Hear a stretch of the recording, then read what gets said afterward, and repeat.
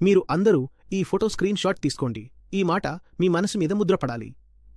ఏ channel చూపించకపోయినా మీరు ప్రపంచానికి చూపించండి. ఒక్క కారు తగ్గితే ఎన్ని టన్నుల కార్బన్ డయాక్సైడ్ తగ్గుతుంది? విమాన ప్రయాణాలు తగ్గిస్తే ఎంత ఆదా అవుతుంది? కాని మొదటి స్థానంలో ఉన్నదాని గురించి మాత్రం ఎవరూ మాట్లాడరు.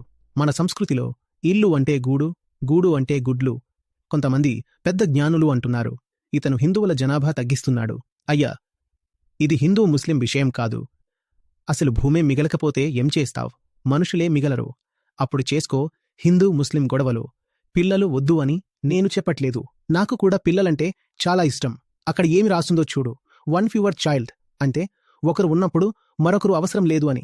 ఏ రోజైతే సంఖ్య ఎక్కువైపోతుందో ఆ రోజు మీకు నచ్చినా నచ్చకపోయినా ప్రతి ఛానల్, ప్రతి పత్రిక ప్రైమ్ టైంలో ఈ విషయాలు చూపించాల్సి వస్తుంది. ఇప్పుడు చూపిస్తే సామాన్యుడు వెంటనే ఛానల్ మార్చేస్తాడు. ఎందుకంటే అది అతని స్వార్థం, సౌకర్యాన్ని కుదిపేస్తుంది. ఎవరి జీవితం అబద్ధాల మీద నడుస్తుందో వారికి నిజం అనేది గౌరవంగా కాదు, ప్రమాదంగా కనిపిస్తుంది. ఎవరి ఇంట్లో అయితే ఉపనిషత్తులు, గీత వస్తుందో వాళ్లలో నిజాన్ని గౌరవించే శక్తి వస్తుంది. నిజం చిన్న విషయం కాదు, చాలా భారమైన విషయం.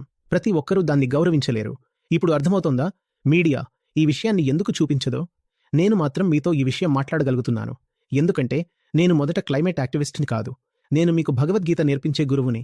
నేను మీకు గీత నేర్పించి ఉండకపోతే మీరు ఈరోజు ఇది వినేవాళ్లు కాదు.